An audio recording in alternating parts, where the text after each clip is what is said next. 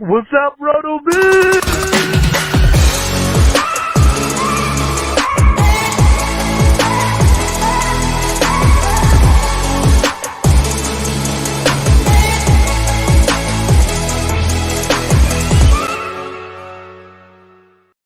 Welcome into the RotoViz Fantasy Football Show. I'm Dave Cabin alongside Curtis Patrick. We are two of the owners here at RotoViz, ready to talk some free agency, do a rapid fire rookie mock. And Curtis, that's because we have a very special guest tonight.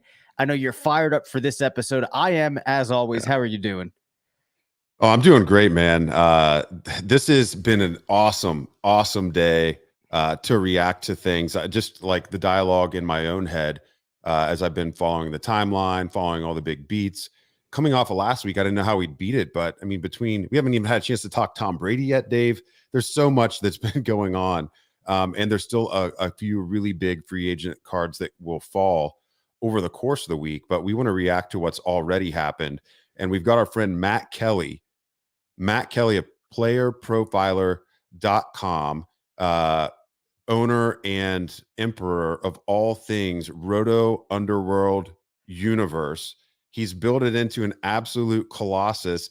Back in the day, Matt used to attend scouting events. Now he's sending his own minions to the scouting events, and they bring the feedback to him. That's It's right. the Podfather. It's Matt Kelley. Matt, welcome to the show. The all-powerful one. That's right. Thank you for having me on, guys. Love RotoViz. This is great. We're going to get into it. I'm excited. Yeah, this is going to be awesome. Lots of shared processes and overlap, data-rich sites, data-driven analysis, and maybe some slightly different approaches. Matt, if you're not following what they're doing at playerprofiler.com, he's really built out an impressive content engine. He's got guys doing database work for him. They've got their tools that they continue to build out, and lots of great shows. Even as we often lament at RotoViz, our guys going on to bigger and better things. Matt has even seen some guys go on to bigger and better things off of his brand, and even hired some full-time guys. So it's really exciting. If you want to check out another analysis and data-driven site, check out playerprofiler.com. But Dave, you know what that drop is? Absolutely do, sir. It's the drop for the FFPC stat attack tonight. And we have to get into James Conner. James Conner was this is the stat attack tonight, was the RB5 last year. James freaking Conner in the year of our Lord 2021 was the RB5. He had 6 top 12 weeks, 10 top 24 weeks.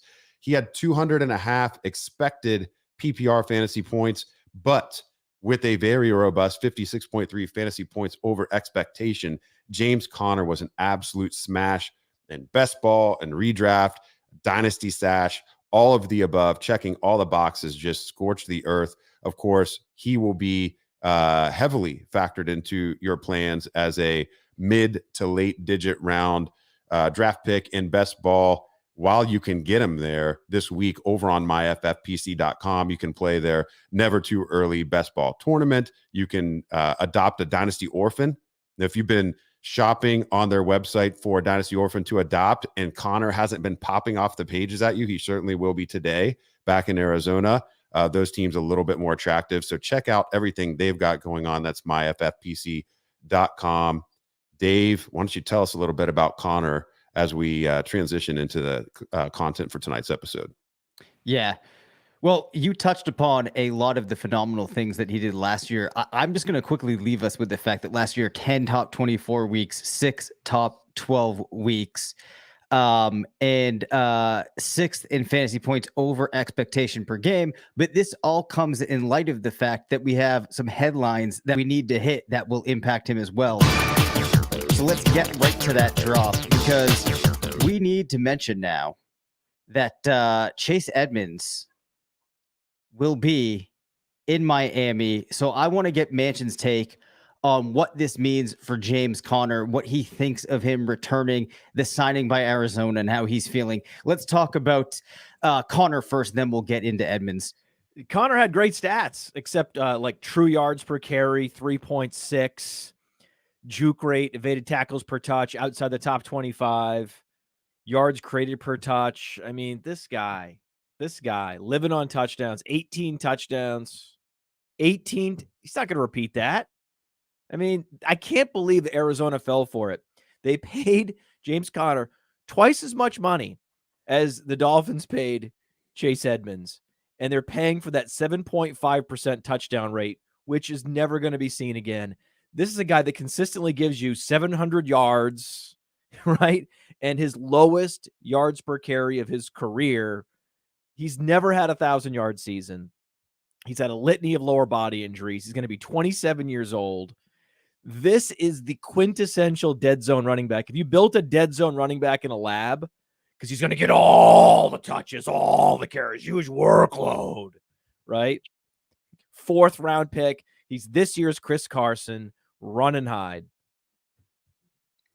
Well, that's quite interesting because I thought James Conner scored all of those touchdowns on his own. I didn't think it had anything to do with the role. I thought he earned all of them. We've got some of Matt's fans here. We got Cody says bang, bang, bang. And and I like this comment. We won't dig into this tonight, but we can get into this in a Dynasty episode upcoming. Somebody says Josh Moore says it's Eno season. That's not even a Dynasty take, man.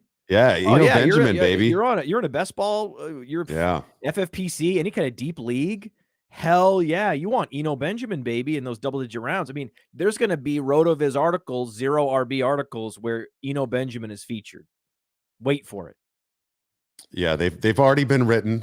They've already been written, man. They'll probably just be dusted off and reused. This guy is he's like a Duke Johnson level talent. Oh, yeah. It's perfect. They're going to unlock him. You know that James Conner is going to either have to cede touches to him or he's going to break down. You can see it coming from. I mean, I can't believe they fell for it. I can't believe they fell for the touchdowns. I can believe it. They don't have any money. And now Kyler Murray wants to hold them hostage, and they're going to use that money on a running back. Wow. Maybe they have Wildcat in the plans. Wow. Awful real life and awful draft pick if you take him in the 4th round. But I love it, though. See, I shake my head knowing that, sort of an undeserving player is going to get all the touches. And I just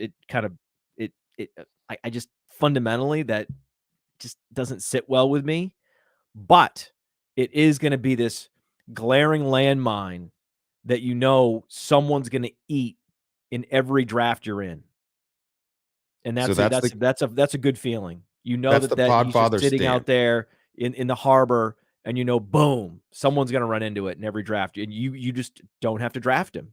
Let someone else have him.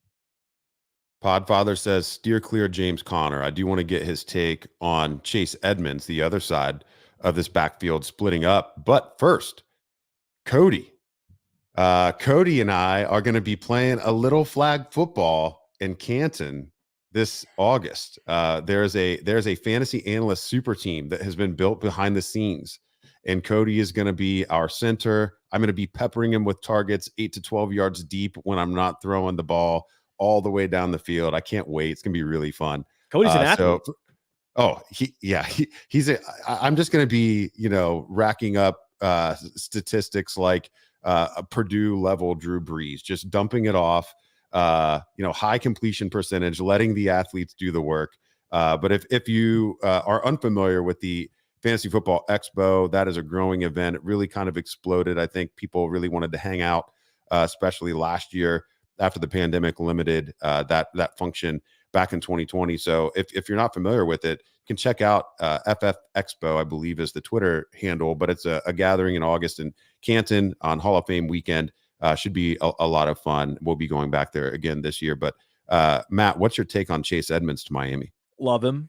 Loved him last year. Loved him the year before. Every time this guy gets a full workload, he's an RB1 in fantasy football. He was the RB1 in all of fantasy football in that one game a couple of years ago against New Orleans where he was thrust into the starting role. Now he goes to Miami that has a barren depth chart. They had to turn to Duke Johnson, a journeyman. This guy's like a better version of Duke Johnson. He's electric and he's healthy. What's not to like? They got a bargain. This is what you do. If you are an NFL general manager, you're out here hunting for running backs in their prime with all-purpose skill sets that are undervalued because they were day 3 picks, went to small schools, got injured last year, and Chase Edmunds is all of those things, right? It's just perfect. So Miami's front office is still analytics driven, apparently, more than Arizona's. So this is where you want to spend your capital in fantasy football. If you have an opportunity to get James Conner in the 4th round of a best ball draft, or Chase Edmunds in the 8th round or 7th round, you go Chase Edmunds. Chase Edmunds with a 13% target team target percentage, RB8 at the position last year in that category last year. Dave, anything you want to add on Edmunds, or you want to get us into the next player? I mean, I guess I would just say that, I think the view for Edmunds should be a lot more exciting than what people saw with Myles Gaskin returning. I think one of the things to look at was Gaskin was 9 in overall targets last year, still 26 in EP per game, which could perhaps go up if you had a player that was more able to deliver when actually being used. You also had 24% of Gaskin's weeks last year turning into RB1 performances. As mentioned said, this is a very explosive player. I think that we could easily see that number shoot up with some of the things that he's able to do. I do want to touch though on let's see, who were the other 2 players? Oh, we got to get into Mitchell Trubisky to the Steelers here before we kick over the mock. I mean, I think this is actually pretty big news, which is why this was one of the stories I originally wanted to lead off with. Manchin, why don't you break this down for us? Listen, of all the types of fantasy formats out there, right? Best ball, seasonal, dynasty, super flex. Okay. For super flex drafts, there's no bigger signing. This is gigantic. If you were someone that had the foresight to realize, oh, wait, Mitchell Trubisky was a top 10 pick. He was drafted before Patrick Mahomes, before Deshaun Watson, inappropriately, obviously. But why? Because he's an athlete with great arm talent. And he had one of the worst supporting casts and constant coaching turnover during his time in Chicago. He now goes to a stable franchise with a great supporting cast and stable coaching. And this is just the perfect situation. He stays in the Rust Belt. Mitchell Trubisky belongs in the Rust Belt with that last name. Yeah. Oh, yeah. Right? You got to keep him in the Rust Belt, man. So it's just perfect. I mean, I think that Steelers fans are panning it because they think of him as the Chicago Bears Trubisky, not the preseason star in Buffalo that he was. But yeah, this is great. He's throwing on the outs. He's proven he can throw to the outside. He can push the ball to a proper alpha in Allen Robinson. So it's good for Chase Claypool. It's good for Deontay Johnson. Everybody. This is good. Did you really think that Chase Claypool and Deontay Johnson would be okay if Mason Rudolph or Dwayne Haskins was back there? No, or a rookie quarterback. That would have been all bad, right? If they drafted Malik Willis and it had maybe a year of Mason Rudolph, this was looking very bad. I have so much Deontay Johnson that I was really worried about that because I have Deontay Johnson in win now dynasty teams. And so I was scared, right? I was hoping for a Mariota or a Trubisky, not Rudolph as a bridge to Willis. That would have been awful for this year. This is great. This is great for all of us that have Deontay Johnson. This is wheels up. This is great stuff. And if you, again, a lot of us knew in December, go pick this guy up and stash him in Superflex leagues, and bada bing, bada boom. I think what's really interesting too, I mean, Tomlin's been hinting at this for months. As soon as it became clear that Roethlisberger was going to hang him up, he started talking in multiple different pressers about the importance of mobility at the quarterback position.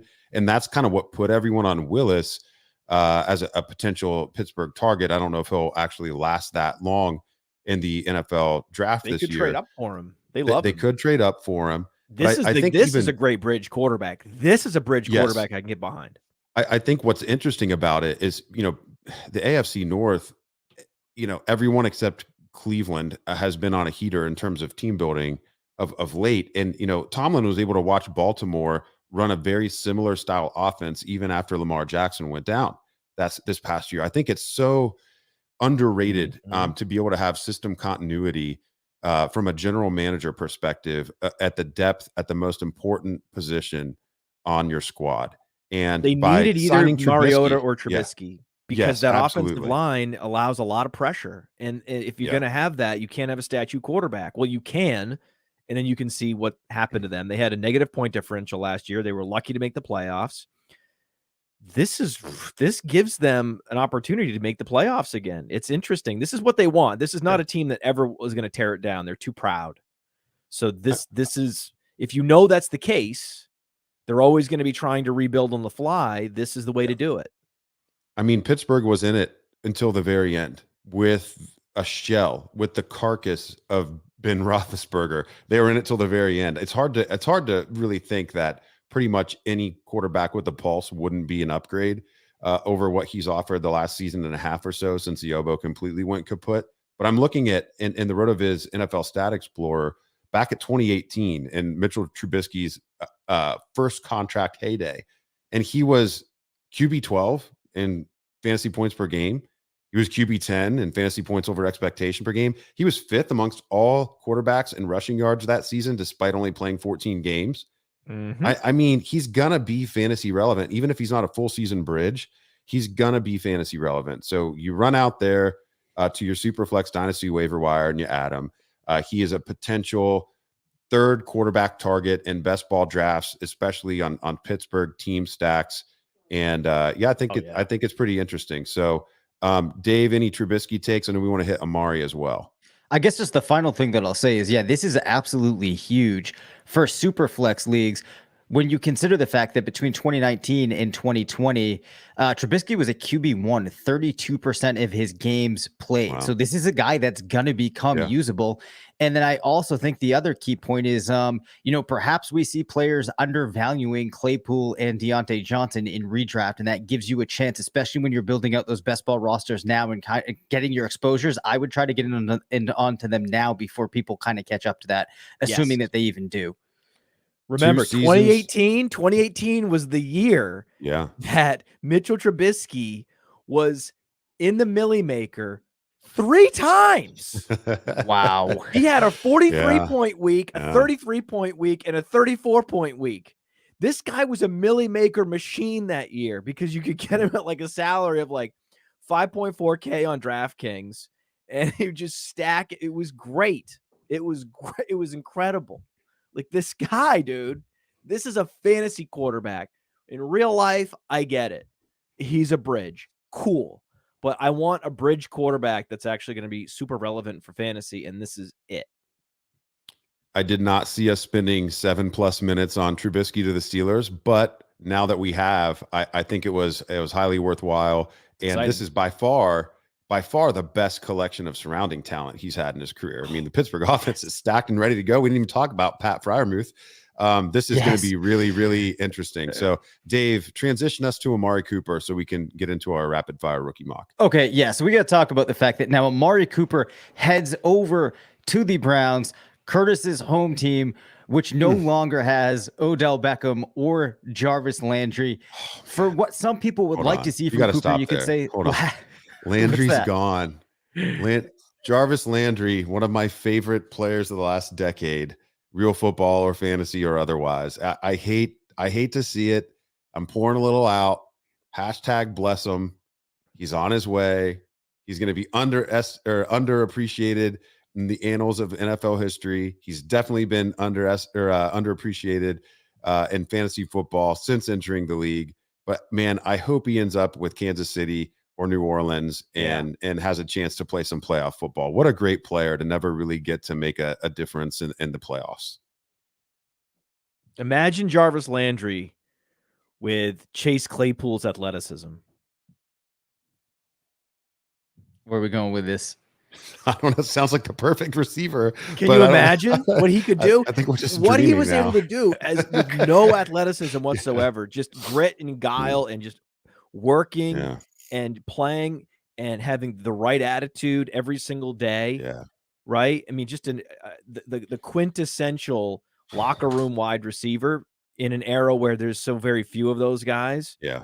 And then you see Chase Claypool just sort of acting out and not focusing on the right details off the field, you could just imagine like Jarvis Landry's like, dude, if I had like an ounce of your fast twitch, I mean, oh my fuck gosh, you. Yeah, or even the one that I've really seen today that would be cool too is I've seen him rumored to Buffalo to replace Cole Beasley. I mean, geez, I mean that's actually a situation where maybe he would be an athletic upgrade over the outgoing player potentially. Would be great. But man, that would be cool. We're not talking about Landry. We'll talk about him later in the week. We're trying to talk about Amari, but Dave made the mistake of talking about Jarvis Landry and root for. Well, I've made the case many of times on this show that Jarvis Landry might be better than Odell Beckham, which could take us down a potential path that we don't need to go down here. We're trying to talk though about Amari Cooper, but let's get into that fit. To be clear, he has been better. No, real quick. Odell Beckham, he has been better consistently.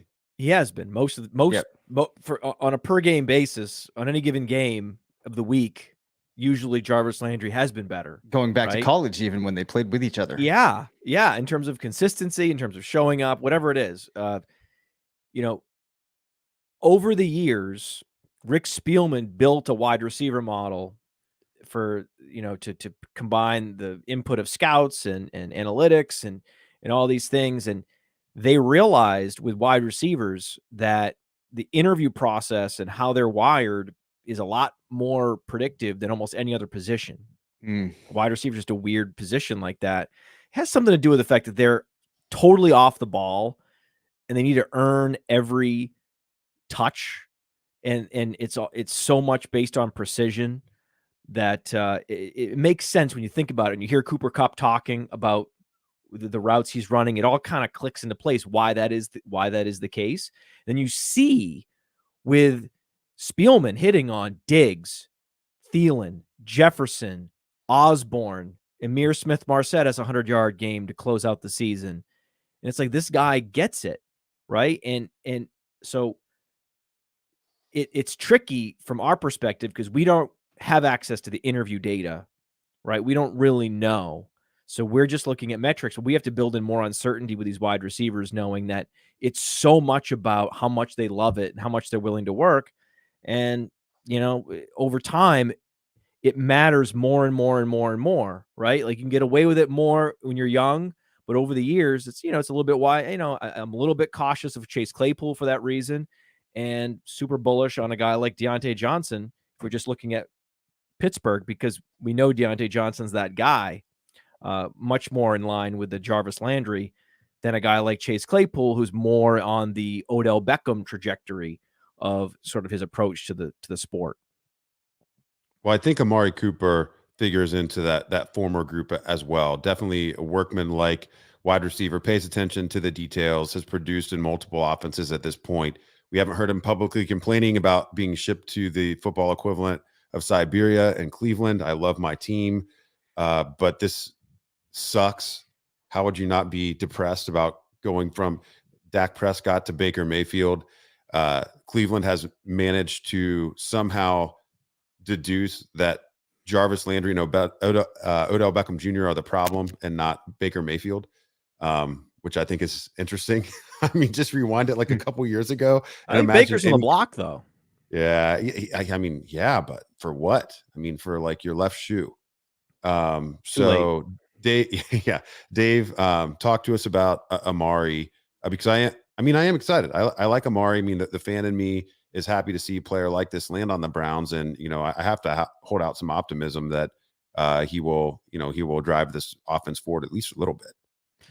Yeah, well, I mean, if you start by looking just at the target per game shares vacated by Landry and Beckham, you have, nearly like 43% potentially up for grabs a game. Do I think that Cooper is going to come in and get somewhere around 30? Maybe not, but we should see him at least up around that 26, 27% target share. What he's able to do with that, we will have to see. As you mentioned, Baker Mayfield definitely has been a little bit shaky. But for Cooper last year, came in 32 in targets, was 38 in expected points per game, still came in at wide receiver 29 in PPR per game. just to kind of put this into a quick summary, if I'm thinking about him going to next season, he's very far away from a wide receiver 1 for me. I think he's more of a low end wide receiver 2 is what I would expect. Mention, you kind of on the same page there? Or do you disagree? I don't. In seasonal leagues, you don't have to invest in bad offenses. You don't have to. You can just choose to draft players on the Chargers and the Cowboys and the Chiefs and these teams. You don't have to do it. You don't have to. It's a target share trap. It's not the same as the workhorse role trap that a James Conner offers in the dead zone, but it is a target share trap that you fall into with these offenses. When you actually think about it, take a step back from the target share. What are we talking about here? We're talking about Baker Mayfield at quarterback. We're talking about 40-mile-an-hour winds off the lake. We're talking about a player whose splits on turf versus grass are one of the worst we've ever seen. It's not good. This is a player who thrives on precision route running and separation. And if it's muddy, if it's windy, these are all things that can short circuit that play style. And it's just not great, man. It's not great. It feels fine because of the law of the conservation of targets. Like you said, like there's going to be a huge target share available to him, but that feels very trappy to me in this particular situation. Well, we can go ahead and say that the shine has worn off on the Amari Cooper trade for me in 28 hours. Thanks a lot, Matt. Appreciate it. Hey, man, listen, I'm into. I like Anthony Schwartz. Yeah, I want Anthony Schwartz late. That's what I want. I've been drafting Anthony Schwartz in rounds 18 to 20 on I'll take the deep targets in best season. Ball, man. Yeah, this is I pick my spots, man. I'll take Njoku. These are my spots, man. I'm not into number 1 receivers on these offenses. No thanks. It's not how I make money in best ball. No. Before we transition into our rapid fire rookie mock, Josh Moore just lighting up the comment section here. If Jacksonville had brought in Spielman as ops manager / president, would they have signed these pass catchers today? This is a great take by Josh Moore. Yeah. So just for the listeners, no, he would not have done any of this. Maybe the offensive lineman, Brandon Sheriff. Yeah. Sheriff, whatever. Sheriff. Sure. Let's cue it up. Let me cue it up for you because money, nobody knows who we're talking about. Linemen and go get J.C. Jackson. If you're going to spend all this money, use it on those guys. Don't use it on fucking wide receivers. It's the worst investment in free agency. It's the sucker move of all. Everyone knows this. This is like the worst kept secret in the league. He knows he just totally lit the show on fire. Thanks, Josh. So what we're specifically talking about and what's got Podfather so frustrated here is the Jags go out and sign Christian Kirk to a 4-year, $84 million possible contract. Yeah. I think 70, I want to say 78 or 76. I'm not staring at it. It was in the high 70s. And then with up to 84 and incentives, it's just unfathomable money for Christian Kirk. And then they also signed Evan Ingram to a 1-year, $9 million plus incentive deal. Now, of course, the Doug Peterson 2 tight end type stuff.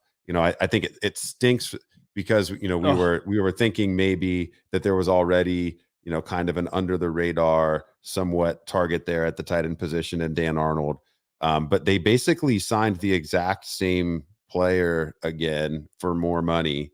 Another tight end who is basically a wide receiver that can't block and adds nothing. It's not a complimentary signing at all. Right. It doesn't make any sense. That's why you're frustrated.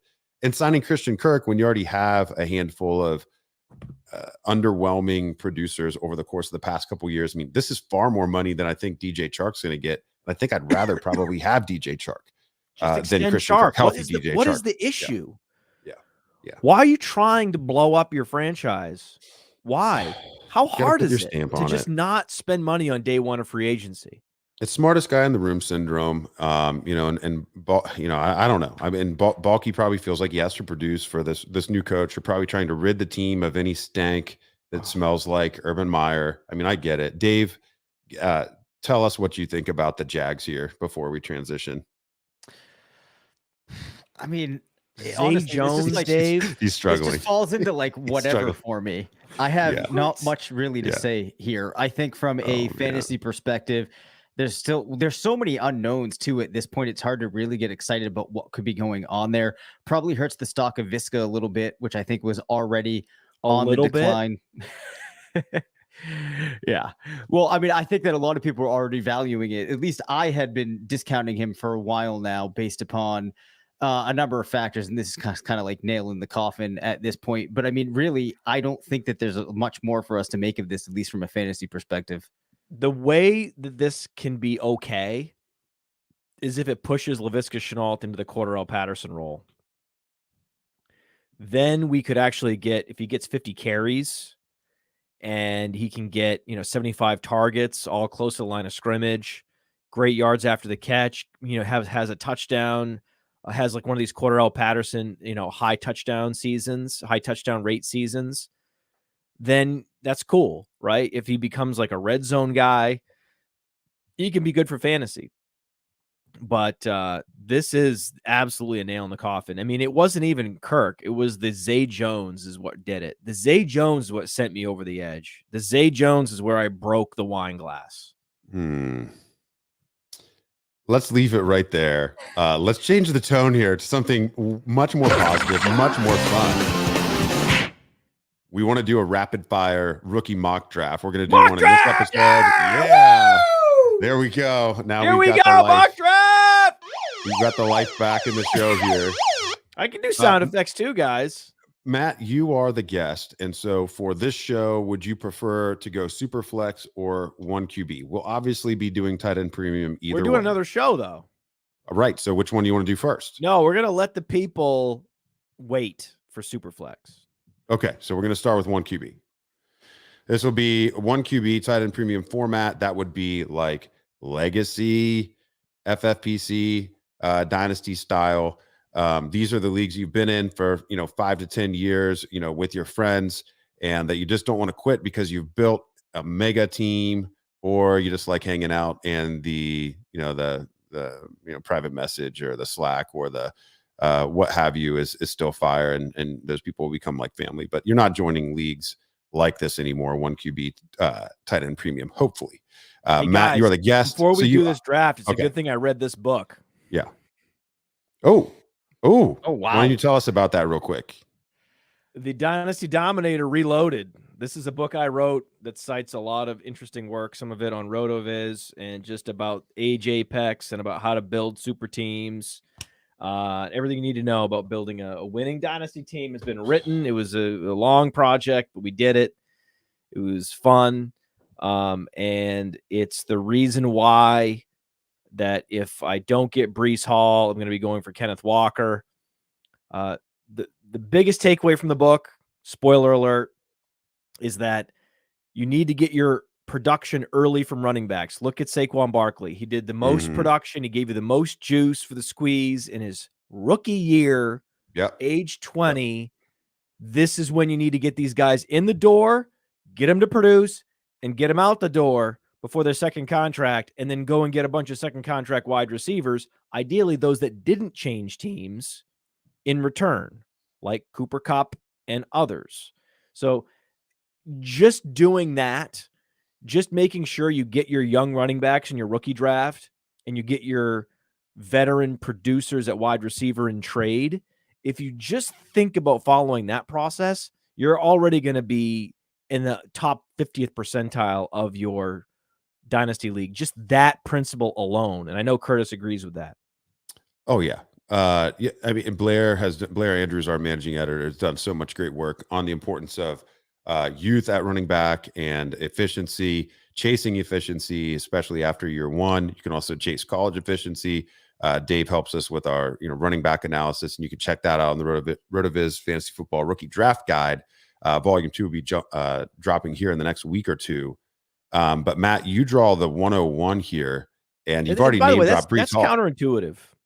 That's counterintuitive, and I talk about it a lot.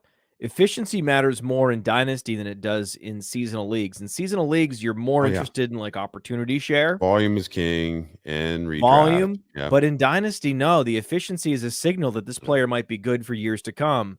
Yep. And you just need to frame it in different ways to really get through to people on that level where, yeah, you can chase targets in seasonal leagues, but I'd rather have the efficiency. Give me the air yards, give me the air yard share and target share. I know my wide receivers in the long run will figure it out. And look at DJ Moore, right? We followed this process, just accumulating as much DJ Moore over the years as possible, right? Everyone that probably is a fan of RotoViz or Player Profiler has been accumulating all this DJ Moore because that's what he's been a king of air yard share and target share. And we just said, hey, that's enough. Just get that guy. Things will work out. This is a long-term play. This is a stock that you just put in your portfolio and you forget about it. And then one day you're going to look up and his quarterback's going to be Deshaun Watson. Matt with the macro dynasty lesson there in 3 minutes. I love it. Agree. Tell me if I'm wrong, guys. No, Let me know if I'm wrong. I'm not gonna say you're wrong there. That was fire segment. That's great. I think the way we're gonna probably dice up these episodes now for those on the live stream that might want to listen back. I think it makes a lot of sense to just have the free agent reaction episode, Dave, and then episode 2 just be these 2 mock drafts. I think that's the way that it makes sense to cut it up. So to kick this off, we've got 1 QB plus tight end premium. The Podfather draws the 101 in the 1 QB draft. Who are you taking? Oh, this is huge. This is a big deal. This is a big lottery win because you get Breece Hall, who is some combination of Saquon, Swift, and Jonathan Taylor, right? You put those guys in one of these particle acceleration chambers. Breece Hall steps out. He's 20, right? He played his college football at Iowa State where he just crushed, even though it wasn't a great offense. I mean, it's just like it's everything. It's everything. All these teams, all these situations, like Jonathan Taylor, you could say, oh, well, it was a great offensive line at Wisconsin. There's nothing. There's nothing anyone can say about Breece Hall except a phenom. That's it. And then I think that the beauty is, and this is an interesting concept, that you say, well, 40 time by itself isn't as predictive, like for wide receivers, right? It is more for running backs. Well, the problem is there's a positive feedback loop in play where if a guy goes and blazes at the combine, like John Ross, he's also going to get draft capital. So it doesn't, the 40 time doesn't live in a vacuum. The 40 time influences things that are even more predictive, like draft capital. So that's why the Breece Hall sub 4.40 was such a big deal. Now he is in play and maybe a favorite to be the first running back drafted potentially early in that Jonathan Taylor early second round draft slot. And the wheels are so completely up, boys. So completely up. Yeah. Why don't you tell me, give me an actual pick, an NFL pick, like let's say in the second round. What's the draft slot range you're projecting for Breece Hall? I just want to give you a couple 208 to 220. Let's go 40. Go 40 overall. I agree. He is the 101. He's the 101 for me now. I think before I saw the athletic measurables on Treylon, they were 1A. They were both in the 1A tier. We had them 1 and 2 in volume 1. That was before people even declared. And, now that there are some questions raised with Treylon, it just becomes very clear. I think Breece Hall is the 101 in all formats. When we do the super flex format, it doesn't matter to me that he's not a quarterback. He would still be my 101. I recently, in FFPC, I tried to offer David Montgomery plus the 106 for the 101. I was declined. I've been trying to get into that 101 spot, so my money's where my mouth is on this. Okay, so 40 overall. No, very important. Very important. Yeah. I was in a bunch of FFPC dynasty leagues and in these startups a couple of years ago. Yeah. And drafting with late draft position. And sometimes it's a bummer, right? It's a bummer with late draft position. Don't worry about it. Don't worry about it. The ADP on Jonathan Taylor at that time was the 119, 120. You remember this. Oh, yeah. And, or whatever, whatever you want to say, the 208, however you want to do the math. So, and I'm at the 111 and you're like, oh, you can't take Jonathan Taylor there. I'm like, of course I'm taking Jonathan Taylor here. or Yeah, at the you just 110. do. I'm taking Yeah. Jonathan Taylor. Like, oh, yeah, I'm taking Jonathan. Well, he hasn't played an NFL snap. So It's just a What discount is- on tomorrow's what- price. what do you still. mean? Like, that's His a good ADP thing. is you're taking him Yeah. two. I mean, that's actually huge, right? Yeah. If you take a guy 10 spots ahead of his ADP in the first round, right? That is like you're gonna get people chirping at you in the chat. Like, oh, nice reach. Like, you're gonna get accused of being a reacher at that point. And Breece Hall, it's gonna be the same thing. Where if you're in the late first round, just push the button on him. Don't even worry about it. Number 1 and number 2 sim with a draft position of 40 overall, weight of 217, and sub 4.540. And Hall's faster than both of these guys, by the way. Dalvin Cook and Cam Akers, pretty good. Number 1 and number 2. You can also check out similar player profiles over at, of course, playerprofiler.com. You can actually do a lot of those searches for free. Of course, there's more behind the paywall stuff there that's available to you as well. Going to the 102, I'm on the clock. I take Treylon Burks. I said he was my 1A and a tier with Breece Hall before the combine. And, after the combine, he's very clear, just 2 for me. I think there are good arguments that can be made for some of the other wide receivers as well. There's not anybody that checks all the boxes in the way that we've seen in recent drafts, but I do still like a lot of these wide receivers. And I do think that Treylon, because of the size, along with the still pretty good speed, though not elite speed, I do think that he has the best potential to score touchdowns at the next level versus some of these other players. And, what he does after the catch is very important. Drake London does offer you some of the size. Christian Watson does offer you some of the size. Neither one of these guys can say that they did what Treylon did against the level of competition and at the thickness that he brings, really kind of running like a running back. I liken him to, obviously this would be a very, very, very ceiling outcome, but stylistically, I kind of see some shades of Terrell Owens. Like, give it to him on those short crossers and let him just punish safeties and run away from players. So that's what I see. Dave, that's the range, right? He's best case scenario. Worst case scenario is N'Keal Harry. Yeah, worst case scenario is N'Keal Harry, in that he could be a juicy profile with round 1 draft capital. But I think, despite Harry's 40 time, still like comparing favorably to Burks, I just think they're different athletes. Like, if you just watch it, like, Harry was making contested catches because that was really his brand. Burks does make some contested catches, but he also just like runs away from people. And I didn't see a whole lot of that from N'Keal Harry, but I agree. I mean, this is not a bust-proof profile, I think, to your point. I would definitely agree with that. Especially his rate of screen plays. Yeah. It's not great. He's got to land in a spot that will take advantage of his very clear strengths. London's the same way. Yeah. I mean, London has the same weaknesses, right? I think the highest floor pick was by Dave here. Yeah. Well, Dave, who'd you take at 103? Cut him up. Yeah. So Garrett Wilson, as we've talked about, I really like him. I like him for a lot of the same reasons that I was high on Jalen Waddle last year, when perhaps other people weren't quite as high. And I think it has to do with the fact that he definitely has the best floor of these guys, because I feel like he has a game that's going to translate in the easiest way for multiple fits in the league. Has the sub 4.4 speed, which is great, but it's also the other things that he showed he was able to do at Ohio State, made an impact early, sustained that impact. And I just feel, especially given that Treylon's gone, I don't feel like I want to, at this point in this draft, reach and go for a guy like London. So I really like Wilson and just the fit that I could see for him in multiple places.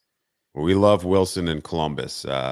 You making fun of me for being a Brownies fan, but I am a Central Ohio guy. Columbus is my metropolitan area here, and we've loved Wilson over the past couple of years. And he did what he did as a true freshman, bursting onto the scene. Very, very impressive list of teammates, even kicking one out to Alabama to even have a chance to get some playing time. So really, really fun. Matt, who do you want at 104, man? Easy. Kenneth Walker, no brainer, slam dunk. I would have taken him at the 102. Yeah, Kenneth Walker is also 21 years old, so he's young. He's coming out early. He has nothing left to prove. He was a Heisman candidate, over 1,600 yards in the Big Ten. 20 plus touchdowns. The problem is he capped out his touch distribution, right? His touch rate. So even if they wanted to throw him passes, they couldn't because he was already like sapped. Like they were feeding him so much in the running game. They couldn't also throw him a bunch of passes. That's why he's very closely comparable to Melvin Gordon. Melvin Gordon was very similar, and he was a great receiver, but wasn't used as such at Wisconsin. Just same exact situation. It's just that Walker is a little smaller and a little more athletic than Melvin Gordon. But if I can get Melvin Gordon at the 104, I was taking Melvin Gordon at the 104 7 years ago when it was Todd Gurley at the 101 and Amari Cooper at the 102. So it just is just like deja vu for me. Yeah, I think it's a great pick. I think it's where we ended up. We ended up with Walker between the 4 and the 6 in all three of our RotoViz ownership team mock drafts for volume 2 of the guide. I think it makes a lot of sense. Of course, we're typically let me ask you this cross check, because this does go into your macro strategy a little bit here. For leagues that force 3 wide receivers to start, when you get past that Breece Hall pick, does that factor in? I'm trying to ascertain. Good point. Is Walker a clear 102 to you in this class, like on the level just below Hall, or is he in the picture with really those other wide receivers? Simply a scarcity play, Curtis. Yes. This is just a scarcity play. Yeah. 21-year-old running backs that are going to give you 1,500 all-purpose yards in the NFL are so rare.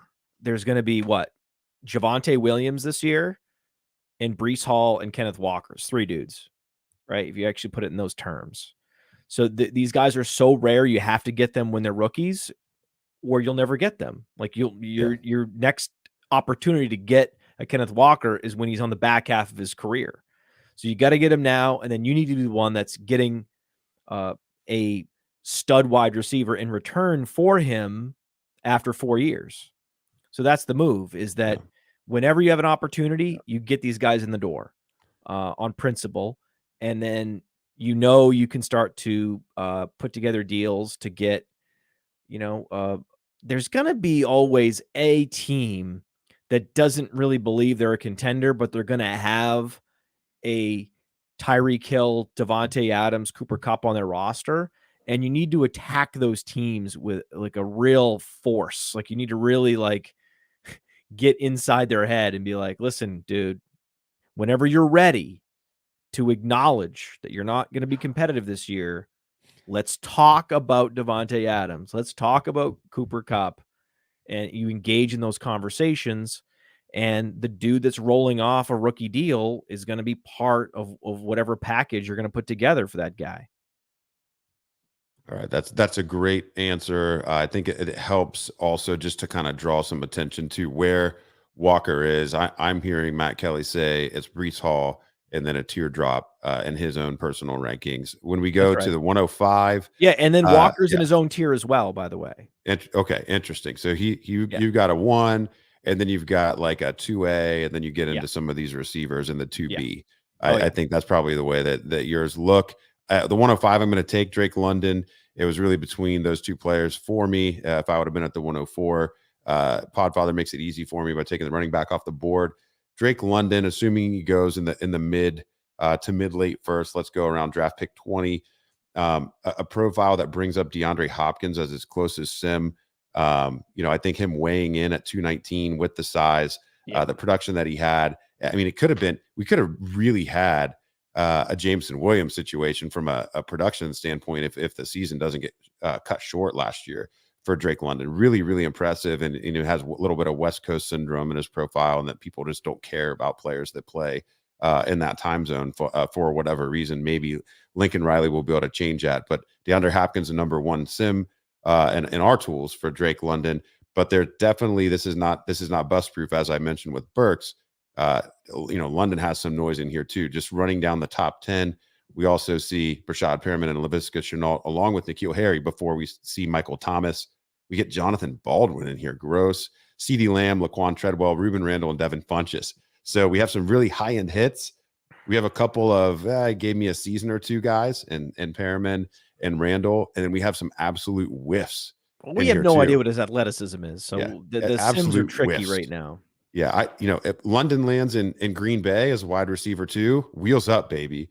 If he lands in Carolina with no Deshaun Watson trade and we get a year with Sam Darnold to potentially ruin a guy like this, or if he goes to be the wide receiver 2 in Cleveland with Baker Mayfield and a Browns team that's we know where he's going. This is one where we know where he's going. McShay is tight with the front office in New York, and he's had London going to the Jets in all of his mocks. Oof. Okay. Let's move on to 106 before that makes me upset, Dave.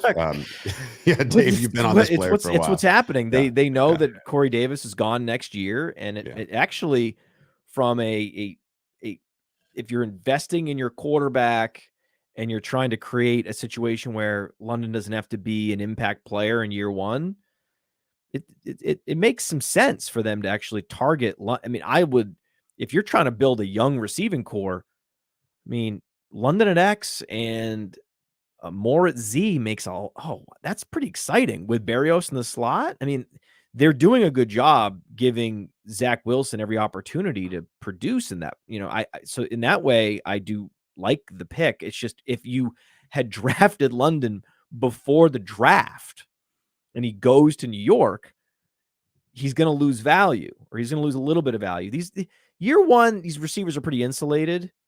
But you're probably not going to get any kind of like year one surge in value. You're probably foregoing that.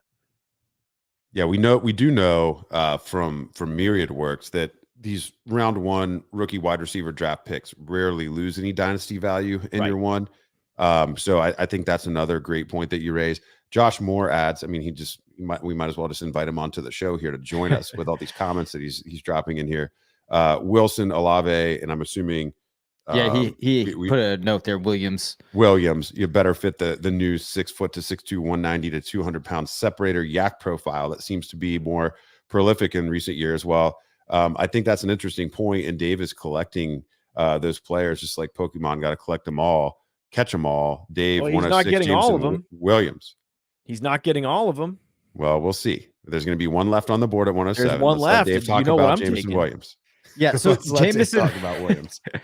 Jameson Williams, obviously the key component here that's missing in actually getting our final list of Sims and what have you is we don't have any workout information on him yet.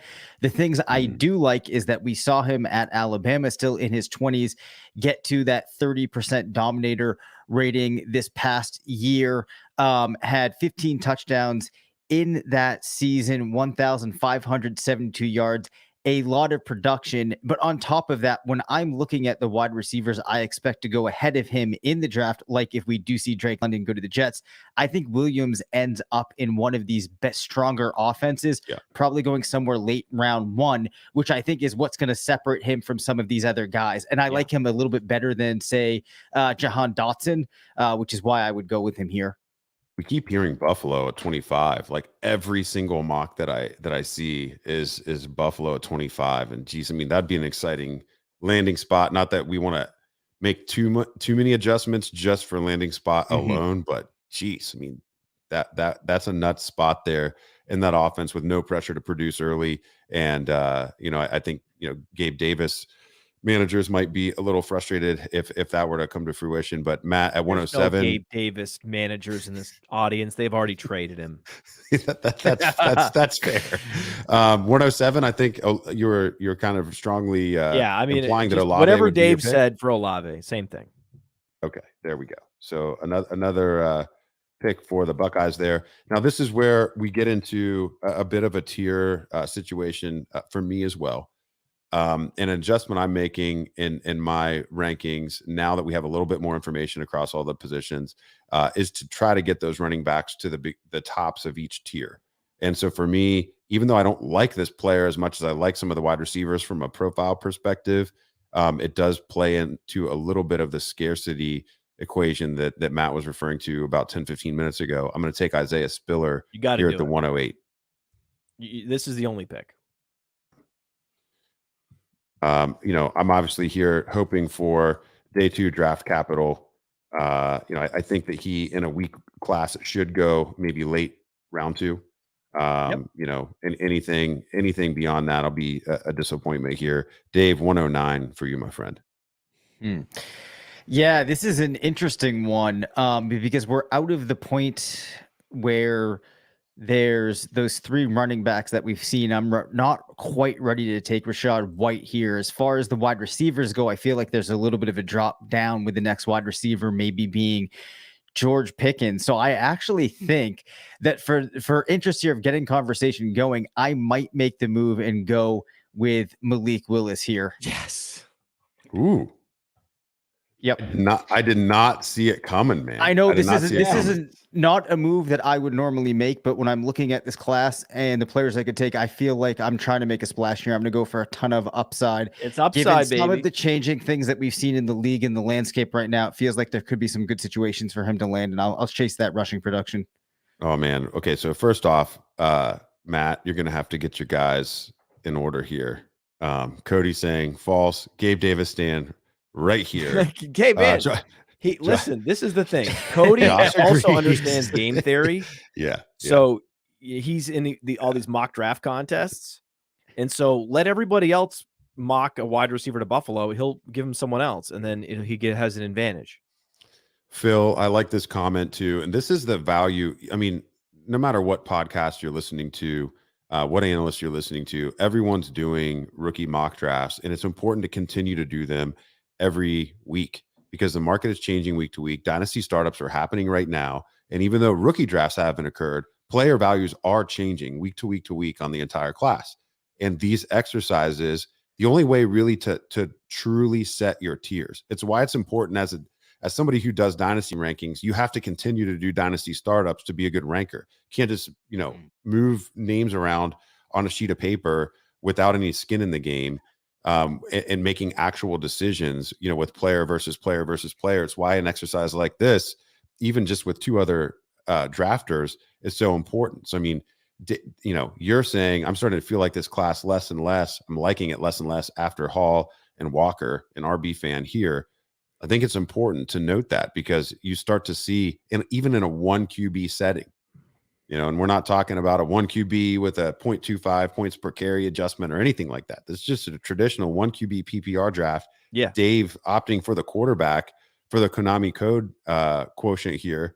That does say a lot about the class. That says everything more about the class than here. It does about Malik That's Willis. why this is a 20th percentile class, guys. This Malik Willis pick says it right there.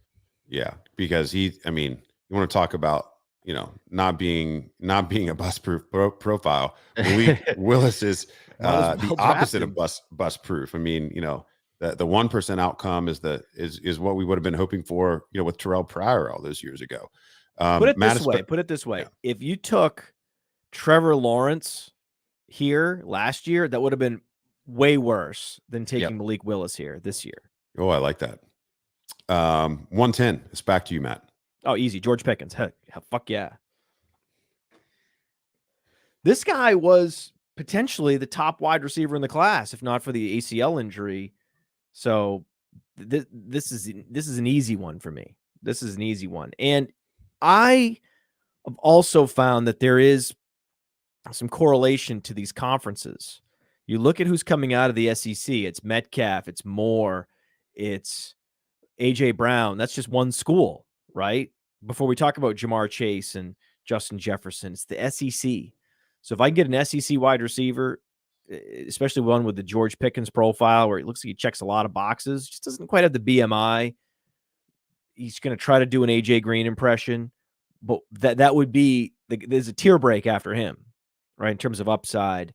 So I'm very happy to get him. I still have my eyes on some running backs. But I think we're going to close it out in the first round. But basically from here, if we were actually just had one pick per round, this is a rare. It's just because there's just these two running backs that we love.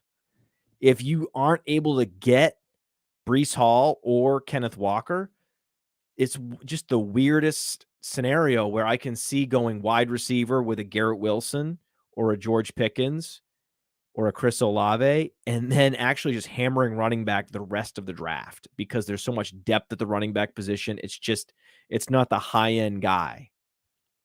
Yeah, man, we could do a different episode on this. I'm almost kind of in the opposite boat where I would be willing to pay up for those few running backs in the first round, even if I need to trade up to get them, because I really like that. That's I also really a very like the good wide option. receiver depth. I'm not saying I really don't like trade the up wide for those receiver guys. depth. Definitely do that. Yeah. If I can even, if I have to give up a future second or another startable player to move up even just a couple slots to ensure that I get Breece Hall. I mean, even with already having, potential early draft pick, I'm more willing to do it this year than in other years, because I like the depth at wide receiver a little bit more. Well, actually a lot more than running back. It's just the positions relative to themselves that come into the equation. And it's why at 111, I don't even really like this player, but he's going to be driven up draft boards because of the relative lack of talent available in this draft. And he does possess the one skill that if I'm going to overdraft a running back a little bit in a rookie draft, he's got the one skill in his pocket that you've got to have, and it's the receiving ability. So I'm going to take Rachaad White. Yeah, Matt's showing us his best White skills there. So get Rachaad White, baby. Yeah, I'm not excited about it at all, but I want like all the mid second round picks, and it's too early to pick my favorite second round running back. Maybe we'll close this mock draft with just a draft one guy in round 2 when we come back to it. But Dave, at the 112 with White off the board, who you taking?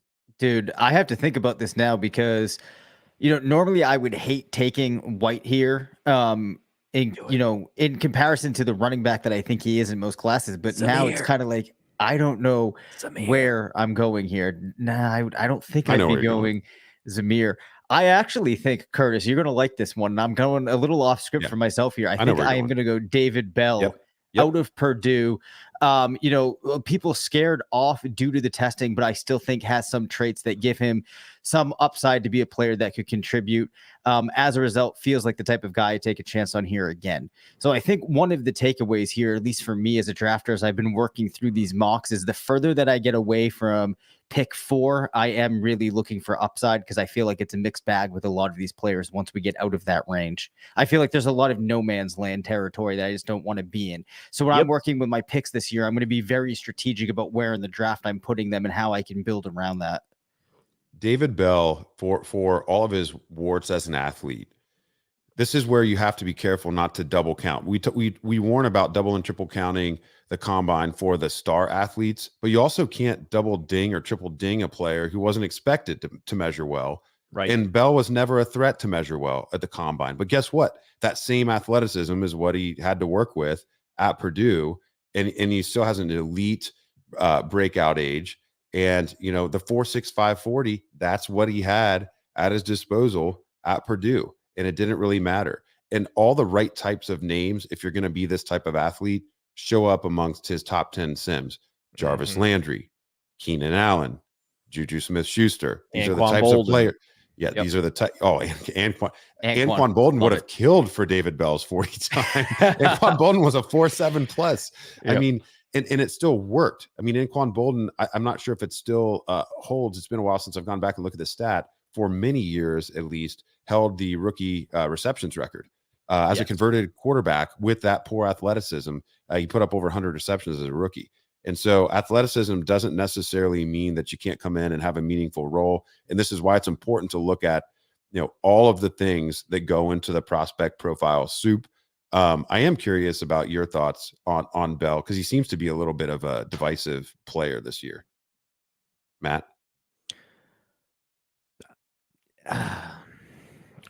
The problem is that it's the athleticism is also going to push his draft capital down.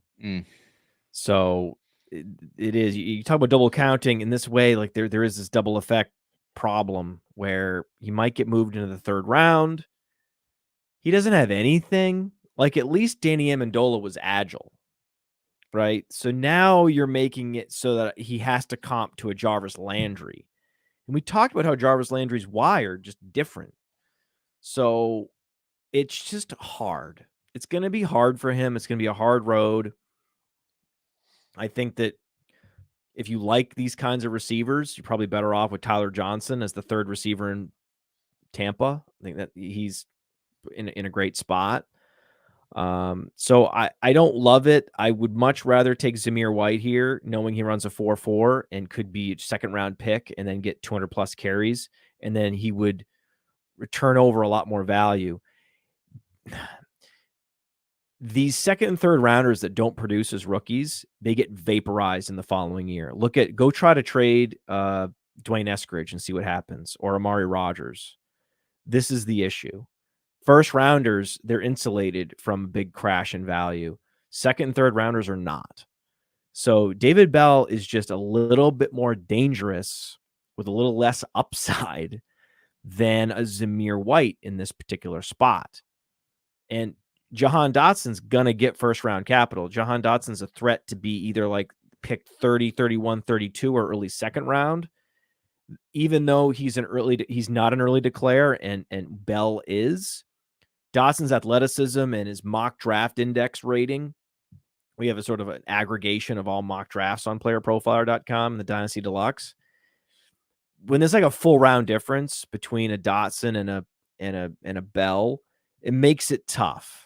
I mean, Bell does have the incredible age-adjusted production metrics that would justify this, and I'm all about this move.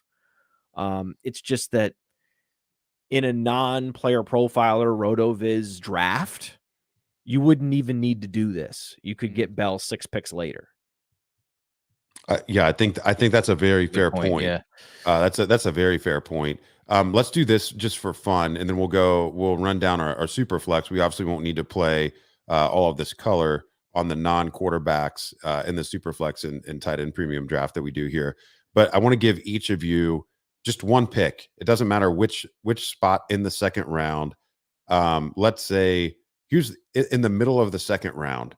Who's the guy that you're willing to take early? Like, who's just the fun player that you're like, man, I love this ceiling outcome. Who would it be? Dave, I'll let you go first.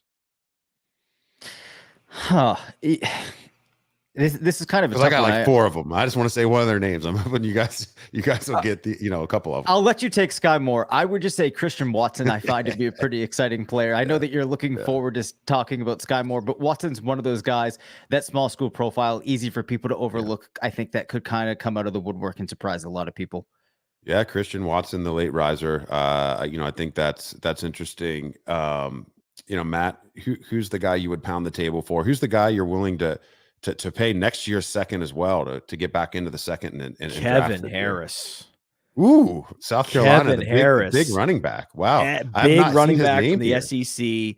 But why didn't he go and catch 20 passes this year like he did the previous year? Well, because he's sharing a backfield with Zaquandre White. That was his specialty. So if you have a super athletic running back that you're sharing the backfield with, then you can't be expected to be as dominant, but he still was dominant, accounted for more than 30% of their overall offense. And he didn't run the 40, so he's very under the radar right now, but his burst was incredible. Looking at the broad jump and the vertical jump on Player Profiler, burst score 128.5, 89th percentile.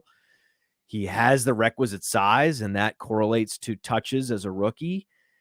Oh, man, if this guy runs an impressive 40 at the South Carolina Pro Day, he's absolutely a day 2 pick, and he's going to skyrocket. Harris, for those of you that are familiar with the type of dynasty that's called Devy. So Devy's a version where, you actually have like a taxi squad sometimes, or sometimes maybe they're just on your actual active roster, depending on how good of a commissioner you have. Harris has been on the radar for a couple years, and big body back, 221 pounds at just 5'10", 126-inch broad, 38.5-inch vertical. Yeah, it's 5.5 inches better than Treylon Burks for those of you keeping score. Dude, he's a sick athlete. That's similar weight. But he's an interesting player, and I hope you're right, man. I hope he does put up a good 40 and gets that day 2 draft capital. That'd be huge because there's so few backs that are probably going to be threats to be drafted on day 2 this year. I think it's going to be like trade up into round 4 season in the NFL draft this year. One of the guys that's on my round 3 radar that I'm just praying gets day 2 is Tyler Algiere. Algiere. See, he didn't give us any signal that he's an impressive athlete, unfortunately. He does have a good breakaway rush score, And he compares favorably to the types of guys that when you watch him, that he like all along I've said this guy just kind of feels like the next way to get James Conner. We were just railing on James Conner at the top of the draft, but like Algiere is good enough that he's going to get a chance during his first contract. When he does, he's probably good enough to have a bit of a workhorse role for a while. Like he's just going to be a free high-end RB2, maybe just for a season, maybe for a couple seasons if he hits his optimal outcome like James Conner was able to do. But I really like Algiere, and Dave, stole my thunder with the Sky Moore. But there's a lot of players that I like in round 2 this year, and I have no problem, adding plenty of those picks. We didn't get to talk about. We didn't talk about Kyron Williams at all. Oh my gosh, Kyron Williams. Okay. So let's transition. And we are going to go into the super flex. Matt, you're the guest, so you still get the 101. Dave and I are going to flip spots here. Dave's going to draft before me. Is Brees Hall again, guys. Brees Hall again. Not Willis. Not Willis. It's Brees Hall. Okay. Well, Dave, you've got the decision point now. What are you going to do? To be honest, I think at this point, I actually still would stick with wide receiver. As I've talked about before, I actually have my boy Garrett Wilson ahead of Treylon Burks, so he would be my pick here. Okay. Goes earlier in Superflex than traditional. That's a rare thing. Well, that's just because we flipped spots. And he would have gone in the same place had I kept the 102. I am going to take Malik Willis at the 103.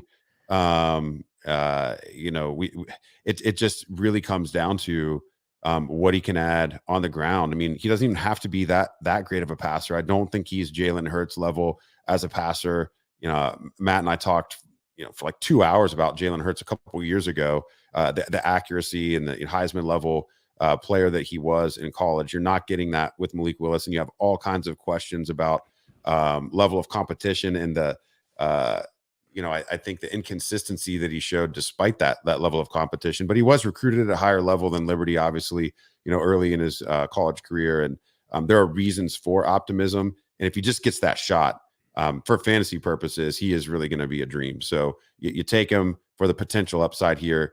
If he does get his chance, I mean, you saw what happened, with Jalen Hurts. It's a convenient comp, but people weren't high on him in rookie drafts. But then as soon as he gets that job, throws up that 20+ point week the first time he gets a chance, and all of a sudden he's a round 5 startup pick, and then that just keeps climbing, and that keeps climbing, and that keeps climbing. That's how you get equity. That's how you get a return on your investment for your roster in Superflex is by taking the quarterback that has a bit of a ceiling there. So Matt, that's the big question now at the 104. Is there a quarterback you like enough to go back to the position? This quarterback class Kenneth Walker? Stinks. This is a bunch of. I mean, Baker Mayfield would be like a god in this class. Tua would be like a smash 101 in this class. This is terrible. This is a bad quarterback class. You got baby hands. You got, you got guys that you got like sort of frat boys. Yeah. Baby hands. You just got a bunch of guys that aren't interesting. Okay, so Matt takes Kenneth Walker. Yeah, Matt takes Kenneth Walker. Kenneth Walker, chalk, dude. Yeah. Chalk me up, bro. Okay, so Dave, 105. Where are you going? I'm going to go Treylon Burks here. Still not ready to pull a trigger on any of these quarterbacks, even if it is super flex. Yeah, I agree with you.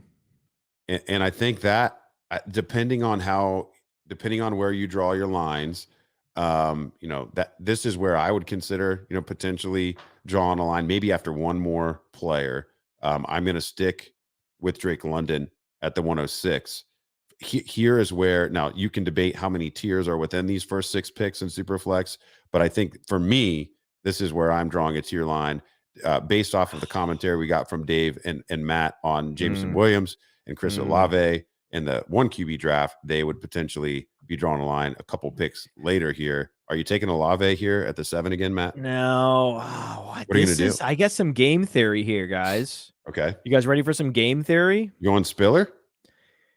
You guys ready for some game theory here? This is interesting. Yes. We can do some really fun game theory, and so this is where this is always the most interesting stuff. When you actually don't take the player who's number one on your board because you think that it's actually the guy you're going to take would be there anyway. And even better, it pushes the guy that you think the other guys are going to take into their lap. So on a lot of levels, a lot of game theory levels, the move here for me is Chris Olave. I'm going Olave because I have the confidence that I'm going to get my guy, my guy at 109. We're going to see what happens. The 110. The 110, I believe this is a risk. But I think there's a 75% chance my guy is there. And for that 75% chance to get a guy like Olave, where I think he's in a complete tier ahead of any other wide receiver that's still available, and I like him a little bit more than Spiller, and I have 2 running backs already. To me, it's the move. It's the strategic move. From a practical application standpoint, let me layer another piece onto this here. So let's say this was a real rookie draft, a real Podfather team, a real super flex tight end premium rookie draft, and you actually possessed the 107 and the 110. So I would be trading back from the 107. Okay. Let's say that you had no trade partners. These guys are like, Podfather's whooping our butt every single year. We're not trading with him. We're not letting him with the players that he wants. Doesn't matter if he gives us good value. He's stuck with the 107. He's stuck with the 110. So you like Olave enough that you're willing to miss out on the other player at 110? Well, no, it's just the differential between Olave and the next guy in Pickens is it's significant gap. And Spiller really doesn't help relative me. value. Positional relative value. So it really is a relative value where, I'm betting that one of you essentially, in quotes, makes a mistake. Right. And if I end up settling for Spiller, that's not the end of the world. Right. Spiller, we know, is going to give me some production. So I really can't lose. Either I get one of the 2 quarterbacks I want, or I get Spiller. Okay. Well, let's see what happens because we're going to run our boards. Dave, you are on the clock at 108. Well, it's interesting because essentially with this pick, I am kind of doing the same thing where I have the quarterback that I want, and I feel pretty confident that neither of you are going to go ahead and take him before I could get him. And honestly, even if I don't get him, I don't really care that much. So at this point, with a little bit of a tier break in my view on the wide receivers, I'm actually going to now try to address the running back need that I would have and go with Isaiah Spiller. I don't love that pick, but I think it kind of makes sense in the context of the team that I would have building. All right. So Spiller and Olave stay at 7 and 8 here. And so now I'm in a spot where let's see. Let's go back to the 1 QB draft. So Jameson Williams has been the victim of Malik going early and throwing the board into disarray. I am going to go quarterback, but I like a different quarterback, and it's a little bit of a conviction play because I just think he's a better overall prospect. I think that the guy that Matt's going to take at 110 probably starts earlier and has a higher floor. But I think this player at the quarterback position has a higher ceiling. And judging from Matt's look on his face, maybe he hates this player and he's going to hate that I'm drafting him. I don't know. What are you going to do? I'm going to take Matt Corral. Oh, okay. Yeah. So it's to you. What do you want to do? Oh, this is crazy. Now I don't know. Now I was hoping you would help me make my decision for me. You haven't helped me at all. And actually, I kind of forgot about Jameson Williams hanging out there. I actually might have taken him before Spiller. I don't want Jameson Williams. I'm not gonna draft him. You know what? I'm gonna go with my gut here. I'm gonna go with my gut. My gut says that this guy has a great chance to deliver, accruing value in year 1, helping me with my super flex team, while also, becoming an incredible asset. I like his floor. I like his ceiling. I like everything about him. And even though technically, because we believe Kenny Pickett's going to have more draft capital, we have them ranked similarly, but by the rankings, we have this player a little bit below Pickett. I'm just going to go with him because I don't want to I have too much faith in you two. I have a lot of respect for your ability to identify and sniff out these types of prospects. And so this is essentially what I'm about to do says everything about you guys. Okay. I'm taking Desmond Ritter. Yeah, you took my 112. Yeah, so you correctly solved the riddle there with Desmond Ritter. Man, he was so impressive. I did not think that he was that type of athlete. And man, he just has so many starts under his belt. He's going to come in much more polished and refined than I think anyone who drafts him, I think, will be pleasantly surprised with what he brings to camp. I mean, it's Cincinnati. I mean, it's a school on the rise that is being built by a guy who's really seen how it's done. And so, I think that the players coming from Cincinnati are going to feel a lot more like elite Big Ten prospects than Cincinnati level prospects because of what they're doing in that program. And so I like this pick a lot. And I think that at the back end of round one of Superflex drafts, this is the corner where you kind of have to take your pick. Yeah, Pickett's going to be gone in every draft at this point. You're not going to find a real draft where Pickett's still on the board at this point. It's just that we're so sharp. Just know that, Jameson Williams is going to go. You'll be able to get Ritter at the 1-2 turn in Superflex and be happy about that. At least until the draft happens and he ends up in some, peach landing spot. Then it's who knows. Well, what's going to happen here is Dave's either going to get the quarterback who on many boards would be the QB2. He's either going to get him QB4 or he's going to get a player in Jameson Williams that he got 106 in the one QB draft and get him at the 111. Yeah. So either way, Dave's in a great spot here. What are you going to do, man? So I will make I think here I actually would go ahead and take Williams because you guys have taken the quarterbacks. And at this point, I think that there's still two guys I could use to address that need. I have talked though about how within the quarterbacks in this class, I'm not super high on any of them. Sam Howell does have some ridiculous stats. There's reasons that you could explain it. There are some knocks that you could have on him, but I'm still going to feel all right. And with the way I might set up some of my drafts, if I were able to get my selection of a running back or wide receiver in round one, I'm going to be fine going with Sam Howell as my quarterback in round two, because I feel like, his chances of working out are just the same as the rest of these guys. And he has a little bit of upside that you can subscribe to him via the rushing production, which I know might be inflated. We've been told when we talked to Danny Kelly. But also, it is possible that the guy is just a gamer, and that explains some of the ridiculous numbers he puts up. Yeah, I think Howell is a total eye of the beholder prospect. But the thing is there's 32 teams, and it just takes one, man. And it wouldn't really surprise me if Howell lasted until pick 60. Even when quarterbacks get driven up the board, maybe everyone actually does hate him. But even if everyone hates him, he's still going to go at the end of the second round. But it only takes one team for him to all of a sudden be a player that, people are trading up back into the very end of the first to select just because of the what if scenarios. So, I think that's good commentary. Yeah, sorry, not to cut you off there, but even on if you're just looking at passing stats and you're not including the rushing, from a production standpoint, Howell had better production than any quarterback in last year's class, which was a very impressive class too. So, it's another thing that you could point to. Well, Josh, we should go out. Well, let's just go out to pick 15 then. Yeah, let's do that. That'd be fun. Rather than picking the guy to trade up for, we did, kind of 3 extra names in the other draft. So Josh says Dave's out here killing it at the third pick all night.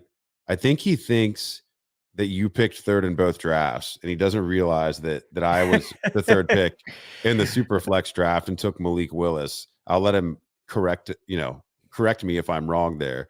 But yeah, I think, I think we're doing this in a way that makes sense, where we're getting some conviction plays. And we're also being able to layer in some game theory here. This would be a very natural spot to take Kenny Pickett. I think at this point he becomes the clear value on the board. You have to take him in Superflex here. So it's back to Matt and then Dave and then me to finish the exercise. Yeah, Dave, you fucked up here, buddy. I'm taking Sam Howell. Okay. All right.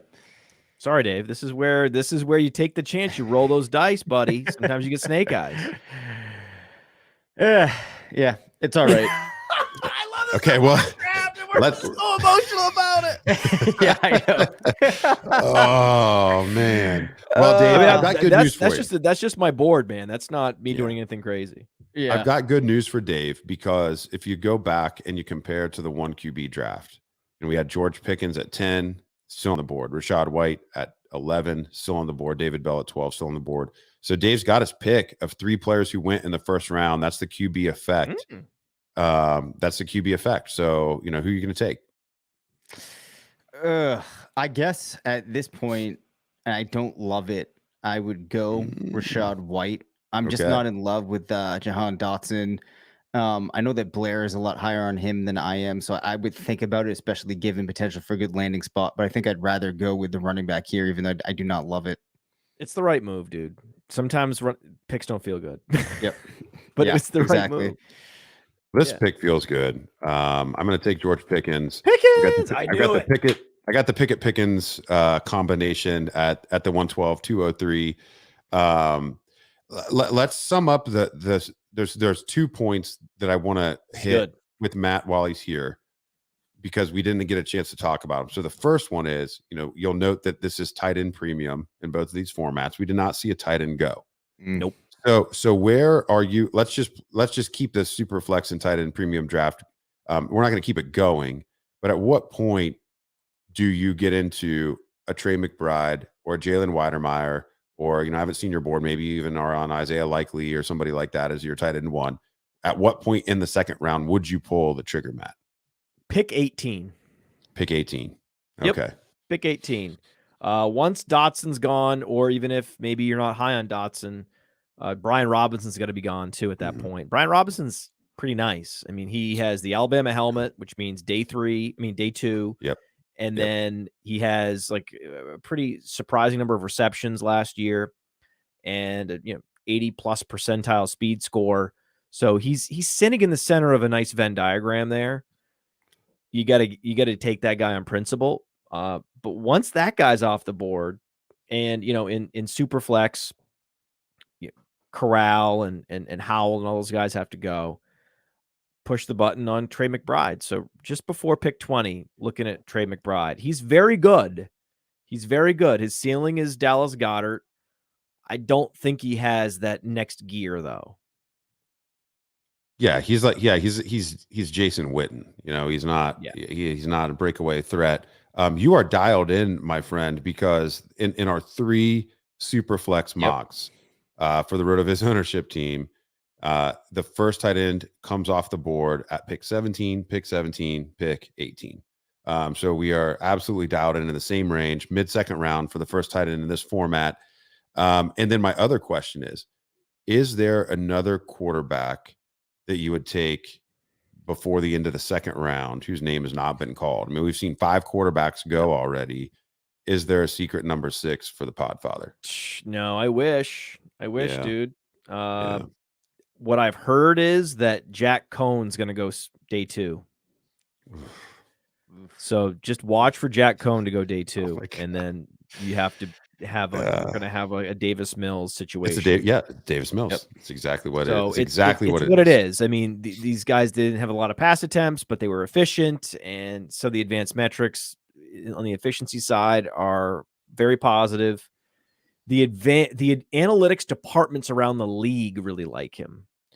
So what ends up happening is these new fledgling analytics departments, they get out a little bit too far out over their skis, and they like some of the guys like we like in 2017, remember?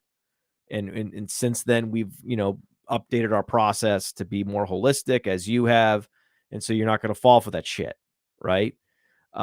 These fledgling analytics departments are still falling for some of this stuff. So they're going to push up Jack Cohn. And even though he doesn't have the athleticism, he's not a modern quarterback. It's not going to give you any kind of upside to go win games in the playoffs. So essentially you're burning a day 2 pick on a backup quarterback, and that's never a good idea.